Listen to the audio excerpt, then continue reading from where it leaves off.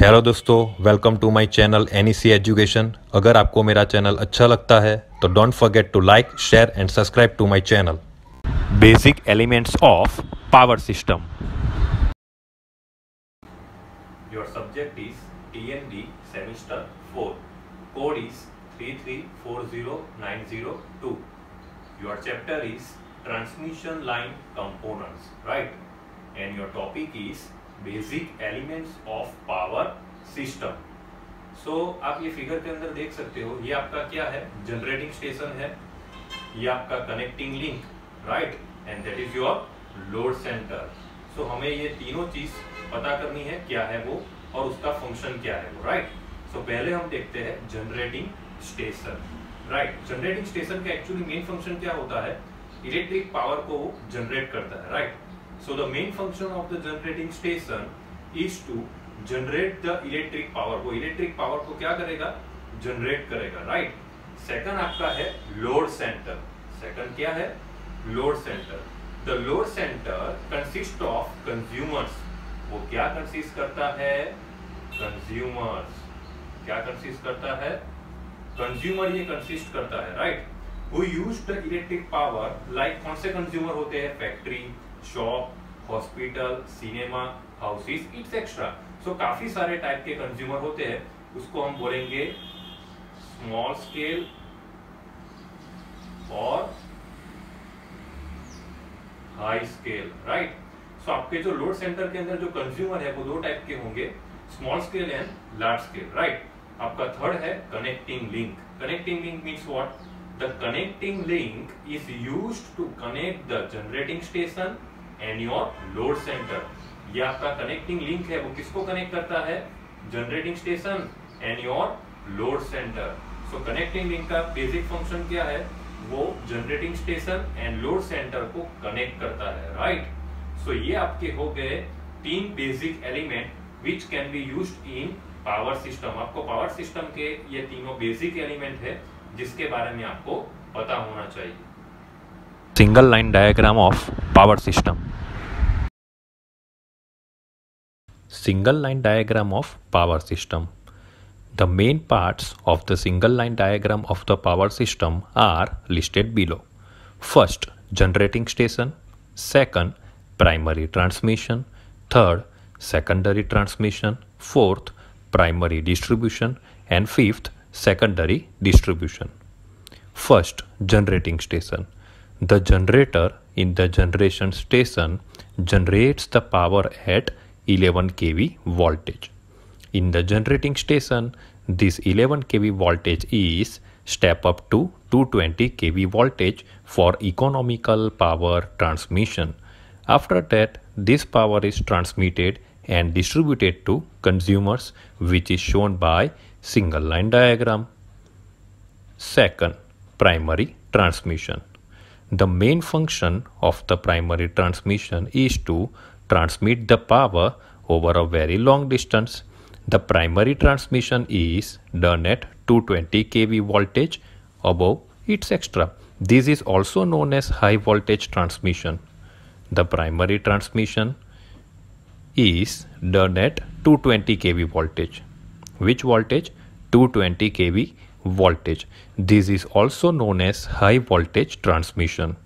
The main reason of the high voltage transmission is to reduce the I square R losses. So here is the main term. The main reason of the high voltage transmission is to reduce the I square R losses. The primary transmission uses three-phase, three-wire overhead system. The primary transmission uses three-phase, three-wire overhead system. Third, secondary transmission. The power transmitted through the primary transmission is collected at the receiving substation. At this receiving substation, the voltage is reduced to 66 kV or 33 kV voltage with the help of step-down transformer. Then this power is transmitted to the various substations. The secondary transmission uses three-phase, three-wire overhead system. So mainly the voltage is 66 kV and 33 kV in the secondary transmission, right? Fourth is primary distribution. The primary transmitted through the secondary, the power transmitted through the secondary transmission is collected at various substations. At this substation, the voltage is reduced to 11 kV with the help of step-down transformer. Then this power is distributed to the pole-mounted substation. Sometimes the 11 kV supply is directly supplied to the consumer premises, and this consumer is large scale consumer, right? This type of consumer are known as high tension consumer. The primary distribution uses 3-phase 4-wire overhead system or underground system. Fifth is secondary distribution. Here is the last one.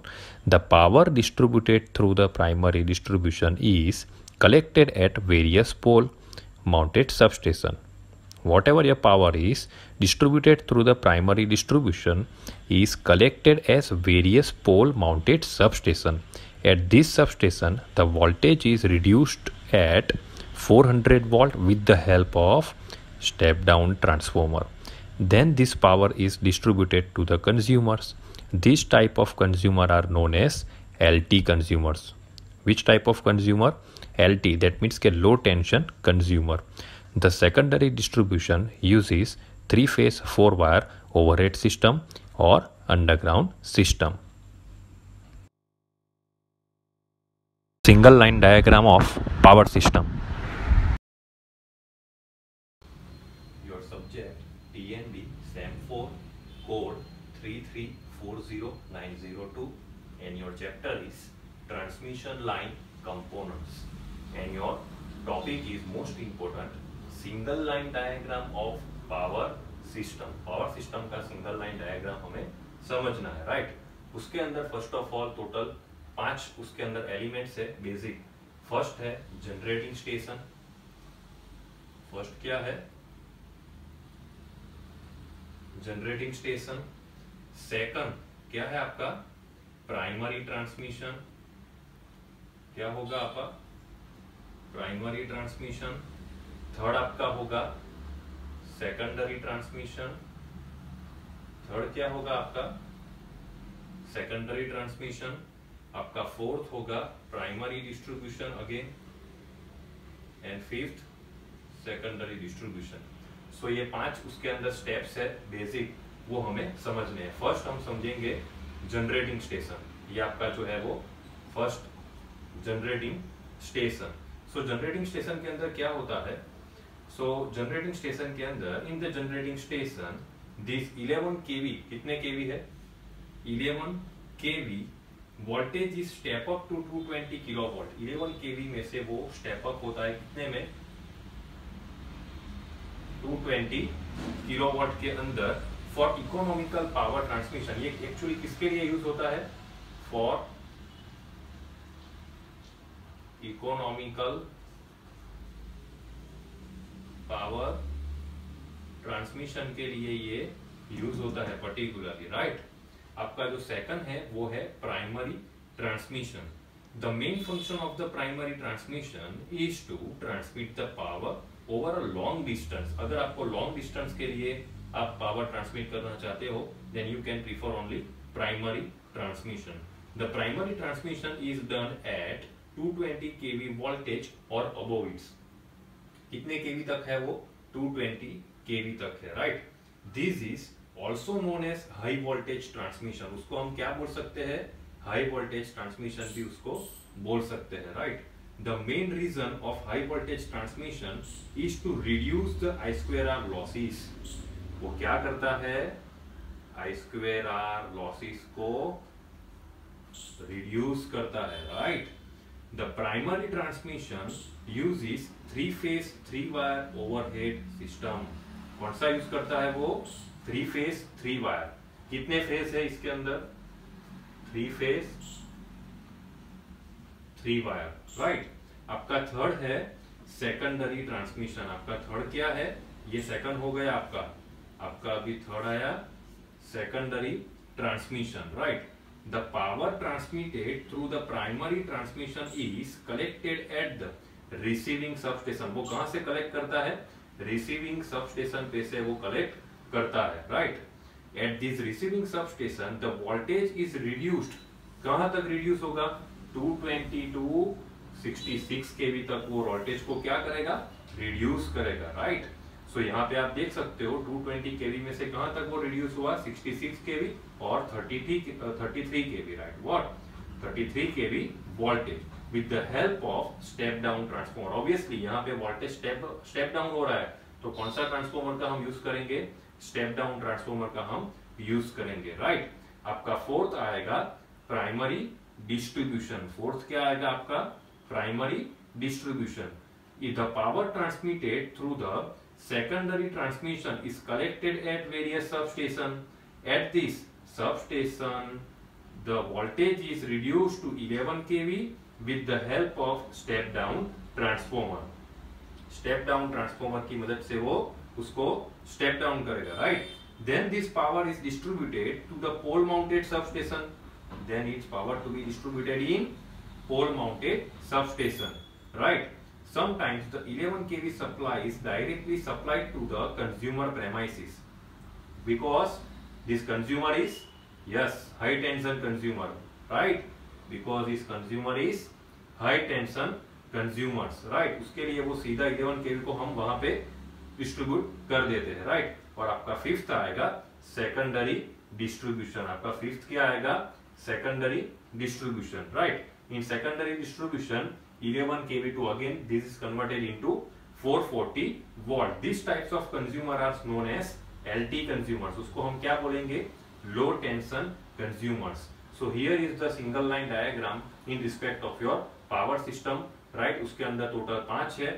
First क्या है? 5 element से आपको याद रखने हैं. First क्या है? Generating station, ये रहा आपका. सेकंड क्या है? Primary transmission. आपका थर्ड क्या आएगा? Secondary transmission. फोर्थ क्या आएगा? Primary distribution. एंड फिफ्थ क्या आएगा आपका? Secondary distribution. So here is your single line diagram in respect of your power system.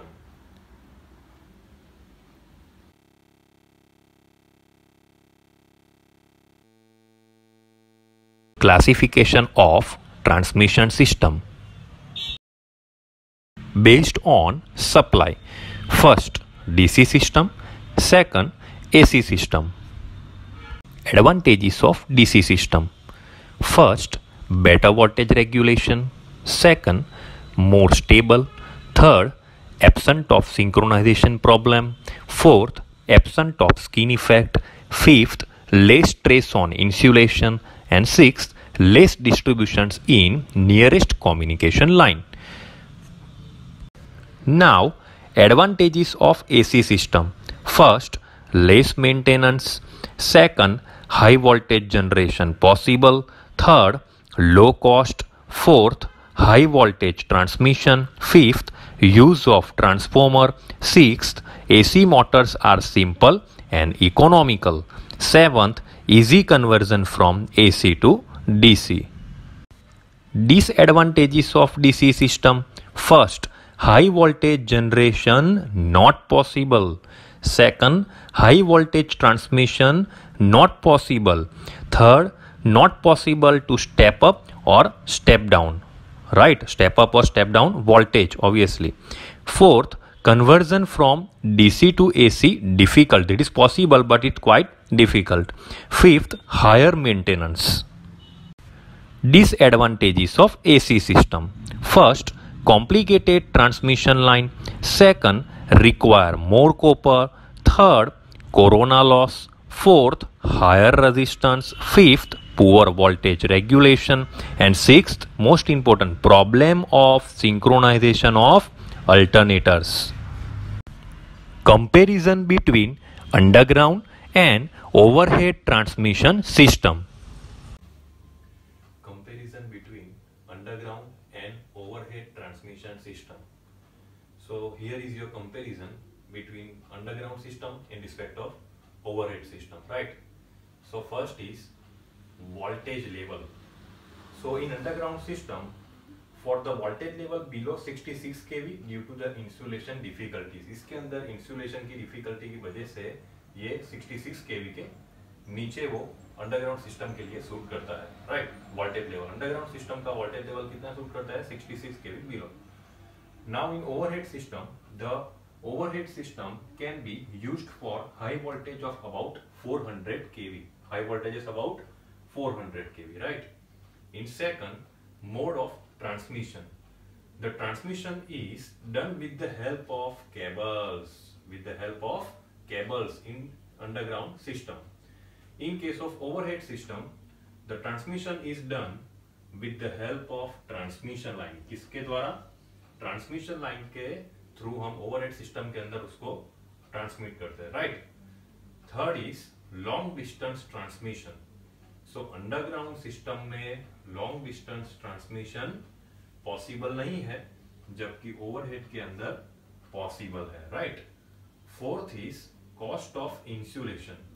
So in underground system the cost of insulation is very high, right.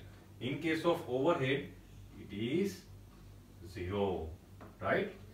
Fifth is requirement of insulation. So obviously इसके अंदर insulation की cost ज्यादा है, सो ये इसके underground system के अंदर insulation क्या होगा? रिक्वायर्ड। जबकि उसके अंदर 0 है तो ऑब्वियसली क्या होगा? Not required, right. Sixth is safety. So obviously safety किसमें होगा?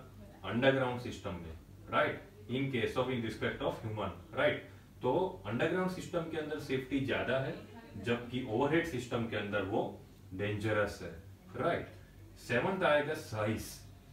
सो the size of the cable used in the underground system is high. Obviously cable का साइज किसमें ज्यादा होगा? अंडरग्राउंड सिस्टम में, because protection against mechanical injury, right. So कोई mechanical injury के सामने प्रोटेक्शन के लिए अंडरग्राउंड सिस्टम के अंदर जो साइज है इंसुलेशन का वो कैसा होगा? ज्यादा होगा, यानी हाई होगा, जबकि उसमें in respect of underground system overhead system के अंदर वो कम होगा, right. 8 is location of fault and it's maintenance. So maintenance किसमें ज्यादा हमें डिफिकल्टी आएगी? सो अंडरग्राउंड सिस्टम के अंदर उसके अंदर डिफिकल्टी ज्यादा आएगी, राइट। जबकि ओवरहेड सिस्टम के अंदर वो इजी है, क्योंकि फॉल्ट लोकेट करना भी इजी है, जबकि इसके अंदर in respect of overhead system underground system के अंदर वो डिफिकल्टी ज्यादा रहेगी। Ninth is flexibility. फ्लेक्सिबिलिटी किसकी ज्यादा है? ऑब्वियसली ओवरहेड सिस्टम की, अंडरग्राउंड सिस्टम की कम है। And 10th is maintenance cost. Maintenance cost किसका ज्यादा है? ओवरहेड सिस्टम का ज्यादा है, जबकि अंडरग्राउंड सिस्टम का वो लेस यानी कम है, right. So here is your comparison in respect of underground system and overhead transmission system. That is the most important. So आपको ये ध्यान में रख के चलना है। Comparison between DC transmission and AC transmission. Your subject is TND SEM 4 and your code is 3340902 and your chapter is transmission line components. And your theory is comparison between DC transmission and AC transmission.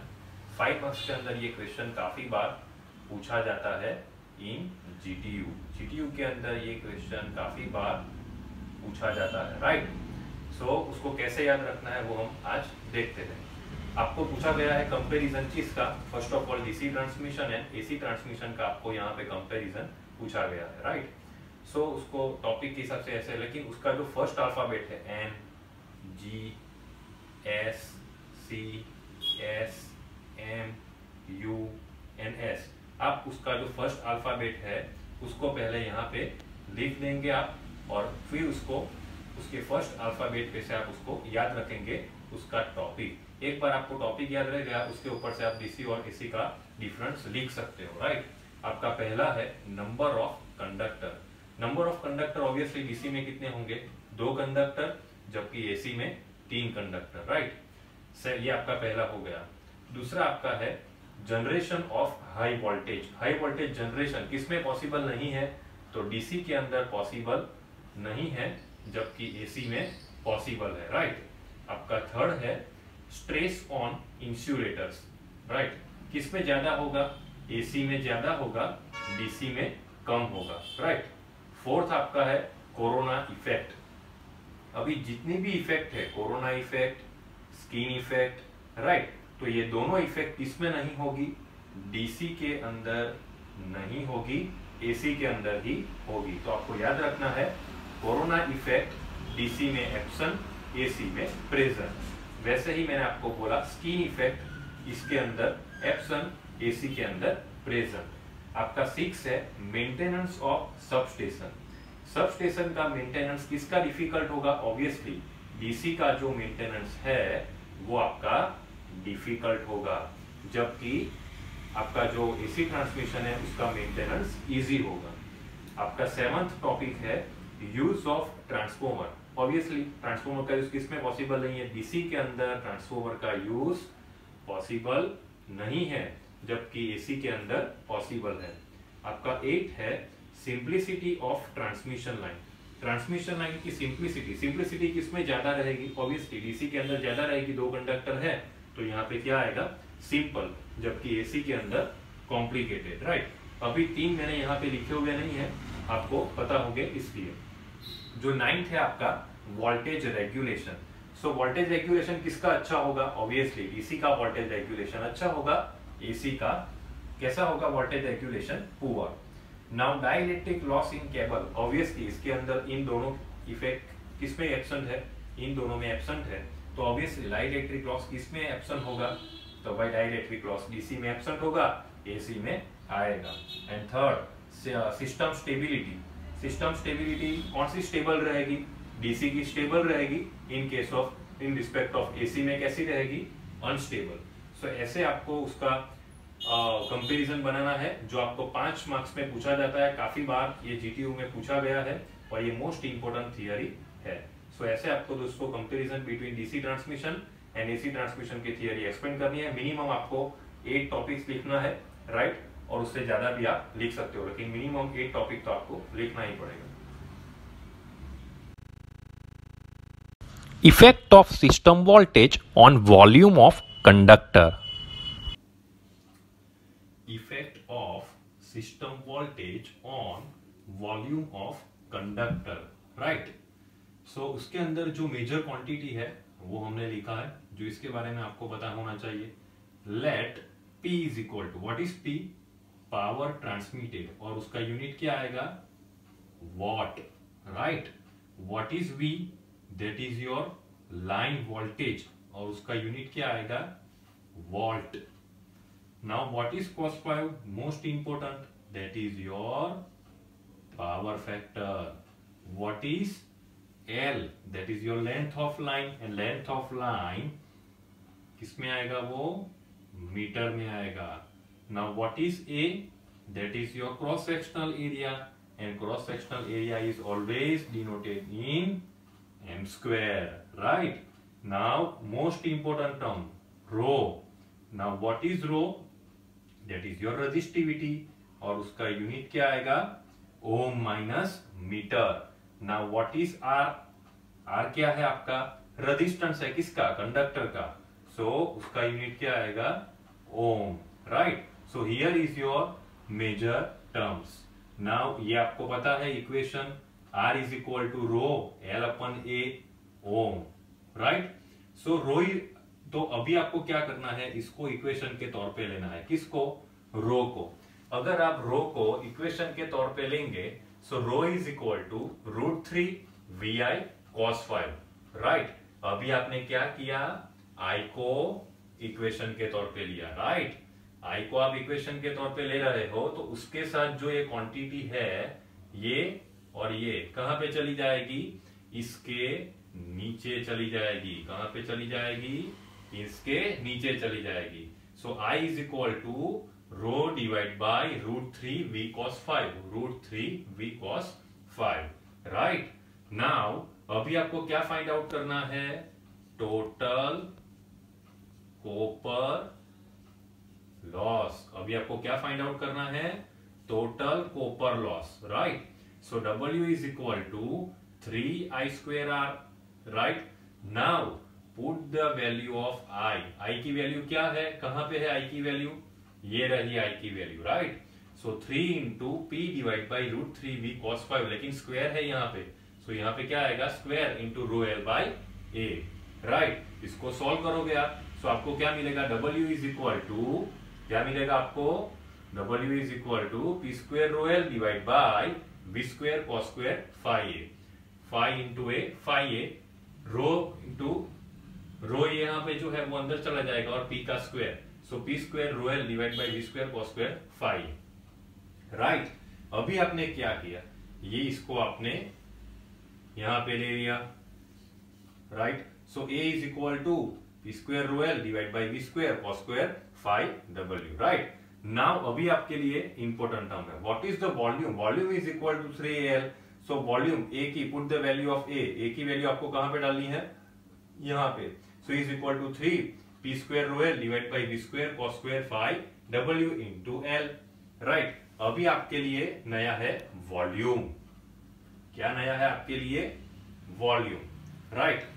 So volume is equal to 3p square rho L square divide by V square cos square 5w, so volume of copper, volume of copper proportional to क्या आएगा, 1 upon V square cos square 5, क्या मिलेगा आपको, 1 upon V square cos square by 5, so वो आपका क्या मिला, volume of copper मिला, वो आपको क्या मिला, वॉल्यूम ऑफ कॉपर मिला, right.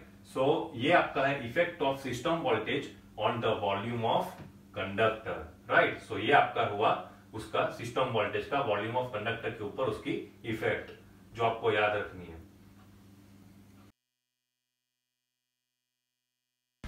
Generalized block diagram of load dispatch center. Subject is TND Sem 4. Code is 3340902 and your chapter is transmission line components. The most important theory is load dispatch center, right? ये उसका block diagram है, उसके अंदर majorly 3 topics है, 1, 2 and 3. That is the main 3 parts. First is CLDC, second is RLDC and third is SLDC. So first आपका है CLDC, second आपका है RLDC and third आपका है SLDC. What is CLDC? That is Central Load Dispatch Center. What is RLDC? Regional Load Dispatch Center. And what is SLDC? State Load Dispatch Center. ये आपको जो main parts है उसके बारे में मैंने आपको समझाया, राइट। अभी हम देखते हैं first, what is CLDC। CLDC क्या है, the main function is to network management and decision making. ये CLDC जो है वो उसका मेन फंक्शन क्या है, तो नेटवर्क का मैनेजमेंट करता है, ये जो आपका नेटवर्क है उसका मैनेजमेंट करता है, और डिसीजन कुछ भी अगर लेना हो तो वो कौन लेता है, CLDC। Then it is carry forward to RLDC and SLDC, right. Second आपका है RLDC, सेकंड आपका क्या है, RLDC, ये रहा regional load dispatch centre. Its main function is to implementation of the command given by CLDC। मैंने आपको जो बोला वो ये डिसीजन मेकिंग लेता है, राइट। ये जो भी कमांड है वो किसको कैरी फॉरवर्ड करेगा, RLDC, और RLDC को किसको फॉलो करेगा, CLDC को वो फॉलो करता है उसके कमांड को, right. And control of transmission network, वो किसको कंट्रोल करता है, ट्रांसमिशन नेटवर्क को कंट्रोल करता है, वो किसको कंट्रोल करता है, ट्रांसमिशन नेटवर्क को कंट्रोल करता है, राइट। एंड सब ट्रांसमिशन नेटवर्क जो कि यहाँ पे है, सब transmission network, transmission network and सब ट्रांसमिशन नेटवर्क को वो क्या करता है, उसको कंट्रोल करता है, right. It also controls power generation, जो भी आपका पावर जनरेट हो रहा है, राइट, जो भी आपका पावर जनरेट हो रहा है उसको भी वो क्या करता है, कंट्रोल करता है with the actual demand, right. It issues the various commands to SLDC as per guidelines of CLDC। ये जो भी कमांड देता है वो किसको देता है, RLDC को देता है, एंड जो RLDC है, जो भी रिक्वायर कमांड है SLDC के लिए, वो किसको कैरी फॉरवर्ड करेगा, SLDC को वो कैरी फॉरवर्ड करेगा, right. So here is the major work of RLDC।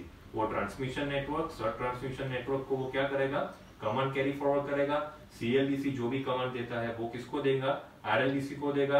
अगर कुछ स्टेट के लिए है तो वो उसको भी कैरी फॉरवर्ड करेगा, राइट। तो आप यहाँ पे देख सकते हो। अभी आपका आएगा next last SLDC, state load dispatch centre. वो क्या करता है? Its main function is to control the generation as per command given by the RLDC। अभी आपको मैंने समझाया कि वो जो जनरेशन हो रहा है पावर का जो जनरेशन हो रहा है उसको भी वो क्या करेगा? कंट्रोल करेगा with the help of SLDC। और SLDC ऑब्वियसली किसके कमांड को वो फॉलो करेगा? RLDC को कमांड को वो फॉरवर्ड करेगा। RLDC जो भी कमांड देता है वो उसको फॉलो करेगा और उसके हिसाब से यहाँ पे क्या दिया गया है? Thermal power plant and hydro power plant. तो उसके अंदर जो एनर्जी जनरेशन हो रहा है उसको भी वो क्या करेगा? कंट्रोल करेगा with the help of RLDC और उसका जो कमांड मिलेगा उसको वो फॉलो करेगा, right. So it also controls the sub transmission network. वो सब ट्रांसमिशन नेटवर्क को भी कंट्रोल करता है। इन वर्स्ट केस अगर RLDC उसको कमांड नहीं देगा तो भी SLDC उसको कमांड दे सकता है। किसको? सब ट्रांसमिशन नेटवर्क को। So here is the generalised pattern of the LDC, load dispatch centre, right. ये आपका सेंट्रल लोड डिस्पैच सेंटर, ये रीजनल एंड ये आपका स्टेट। ये ट्रांसमिशन नेटवर्क को और डिस्ट्रीब्यूशन नेटवर्क को कंट्रोल करेगा, एज वेल एज जो पावर जनरेशन हो रहा है उसको भी वो कंट्रोल करेगा और वो कमांड किसको देगा? वो स्टेट लोड डिस्पैच को देगा। So here is the generalised block diagram of load dispatch centre. काफी बार GQ में पूछा गया है and it is the most IMP theory. Vibration and vibration dampers. Stock bridge type vibration damper. Subject TND SAM4 code 3340902 and your chapter is transmission line components, right? Your topic is vibration and vibration dampers, right?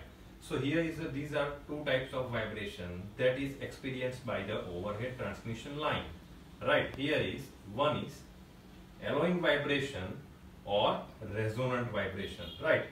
So in this type of vibration has the higher frequency about 50 Hertz or to 100 Hertz, right? 50 Hertz to 100 Hertz frequency and low amplitude about 20 mm to कितना mm तक आएगा? 50 mm।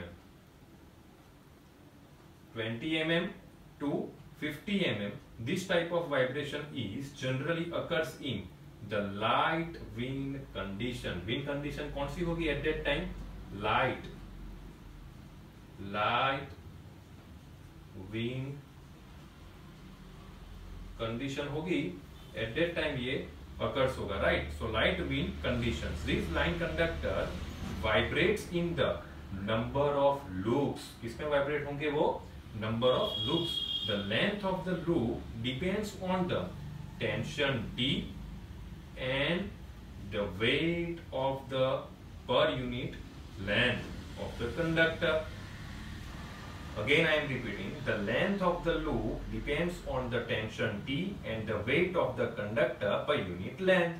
The negative effect of such type of vibration takes place at the clamp। वो कहाँ पे वो होगा? takes place at the clamp or supports। वो clamp और supports के वहाँ पे वो negative effect लाएगा, right? And your second is galloping or dancing of conductors type vibration, right? And your second is galloping or dancing of conductors type vibration। this type of vibration has the low frequency। वो कहाँ पे occurs होगा? low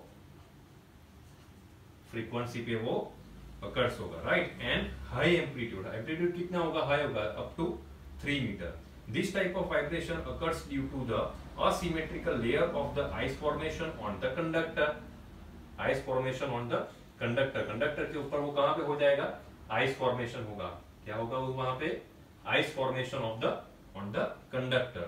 the type of vibration occurs due to the asymmetrical layer of the ice formation on the conductor। due to this type of vibration the conductors will dance vertically as well horizontally with large amplitude and it's looked like an ellipse। looks like an ellipse। वो कैसा looks होगा? वो ellipse, right? so उसकी वजह से क्या होगा? The main features of the dampers are it requires only one bolt to grip the conductor. Only कहाँ कितना बोल्ट है यहाँ पे? Only one bolt. और उसका फंक्शन क्या है? To grip the conductor. Conductor को ग्रिप करने के लिए, right? And your second, it can be clamped with the live conductor with the help of long-handed special tools. Long-handed special tools के द्वारा हम उसको हैंडल कर सकते हैं. So here there is the two types of vibration that is experienced by overhead transmission line as we have to study it, right? So हमने दो देखा. पहला हमने देखा एलोइंग वाइब्रेशन एंड सेकंड हमने देखा गैलोइंग और dancing of conductor in horizontally और इन टाइप्स ऑफ वर्टिकली वाइब्रेशन हमने इन दोनों में देखा. हमने सिर्फ क्या करना है, सिर्फ एक सिंगल बोल्ट का यूज करके उसको क्या करना है, उसको पकड़ना है. एंड सेकंड हमने क्या देखा, इसके अंदर सिर्फ एक ही बोल्ट का अंदर यूज होगा, right? And second have to long tools का यूज करके हम उसको ग्रिप कर सकते हैं एंड देन आफ्टर इसको आप कंट्रोल कर सकते हो वाइब्रेशन को. सो आप यहाँ पे देख सकते हो. Thank you so much guys for watching this video. I hope you found this video helpful. Then hit that like button if you find this video too much helpful, and if you are think friends get benefit of it, then share with them, and if you subscribe to this channel it will help me a lot.